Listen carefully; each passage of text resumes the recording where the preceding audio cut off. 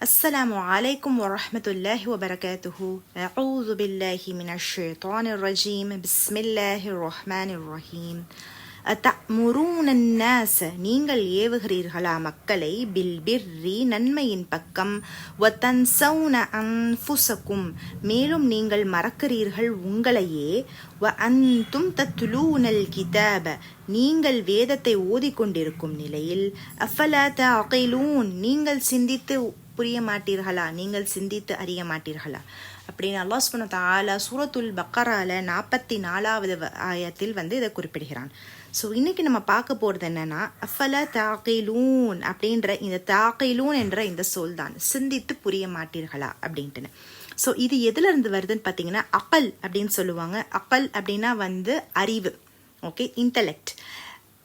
அரபு மொழியில 3 வார்த்தைகள் இருக்கு இன்டலெக்டை குறிக்கிறதுக்கு, அறிவை குறிக்கிறதுனா அகல், ஹிஜர், நுஹா.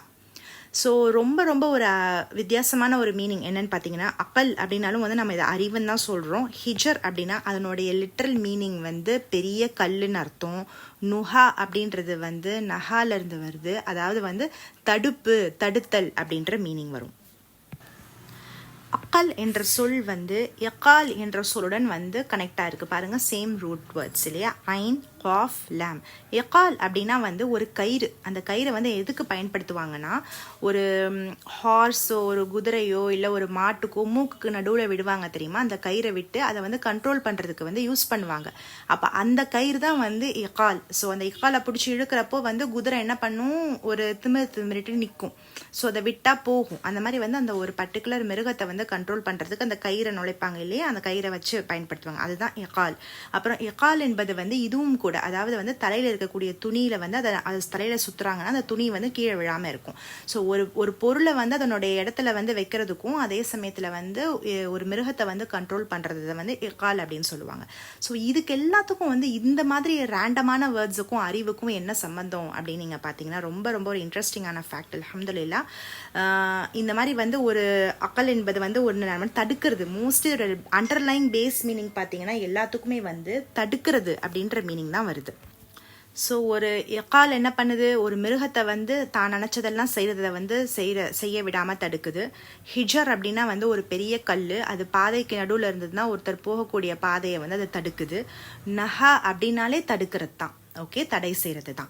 ஸோ அதுலேருந்து வரக்கூடிய நுஹா என்ற அந்த அறிவுன்ற சொல்லுக்கும் தடுக்கிறதுக்கான இது. அப்போ எதை நம்ம தடுக்கிறோம் அப்படின்னு பார்த்தீங்கன்னா அரபுகளுடைய சிந்தனை எப்படி இருக்குன்னு பாருங்க, மாஷா அல்லாஹ். அதாவது அறிவு என்பது என்ன அப்படின்னா ஒரு மனிதன் தன்னுடைய உணர்வுகளை கட்டுப்படுத்துதல், தன்னுடைய உணர்வுகளின் மூலமாக அவன் உணர்வு பூர்வமாக சில செயல்களை செய்வான் பார்த்தீங்களா. அதாவது கண்மூடித்தனமாக கோபம் இருக்கும்போது ஒரு செயலை செய்யறப்போ தன்னைத்தானே தடுத்துக்கிறான், அதை செய்யாமன்னா அவனுக்கு அகல், அவனுக்கு அறிவு இருக்கு, அவனுக்கு ஹிஜர் அறிவு இருக்கு, நுஹா அவனுக்கு அறிவு இருக்குன்னு அர்த்தம். இப்ப அதே மாதிரி ஒரு மனிதன் அளவு கடந்த சோகத்தில் இருக்கும்போது ஒரு செயலை செய்ய முற்படுகிறான். அப்ப அந்த சோகத்தால ஒரு பெரிய தப்ப அவன் செய்யறதுக்கு தன்னைத்தானே தடுத்துக்கிறான் அப்படின்னா அப்ப அவனுக்கு அகல் அறிவு இருக்குன்னு அர்த்தம்.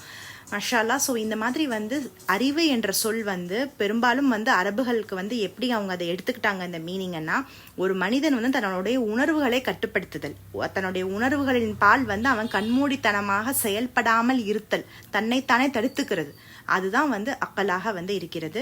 இங்கேயும் அல்லாஹ் சுப்ஹானஹு வ தஆலா அதை தான் கேட்குறான் நம்மள. அதாவது நம்மளுக்கு சிந்திக்கும் திறனை அல்லாஹ் கொடுத்துருக்கான், அந்த லாஜிக்கல் திங்கிங்கை அல்லாஹ் கொடுத்துருக்கான். அப்படி இருக்கும்போது நம்மளுடைய உணர்வுகளால் உள்ள இருக்கக்கூடிய கோவத்தாலேயோ இல்லை அதை நான் கேட்க மாட்டேன் பயஸ்ன்னு சொல்லுவாங்க தெரியுமா, ப்ரெஜுடியூஸ்ன்னு சொல்லுவாங்க. அதாவது பிடிக்காதுன்னா பிடிக்காது, அவ்வளோதான். ஏன் எதுக்குன்னா எனக்கு ரீசன் தெரியாது, என்னோட ஃபேமிலிக்கு இது ஆகாது அதனால எனக்கு பிடிக்காது அப்படின்றப்பட்ட பயஸ்கள் எல்லாம், அந்த மாதிரியான உணர்வுகள் எல்லாத்தையுமே தாண்டி மைண்டை ஃப்ரீ பண்ணிட்டு சிந்திக்கிறது தான் அக்கல். மாஷா அல்லாஹ். அல்ஹம்துலில்லாஹ்.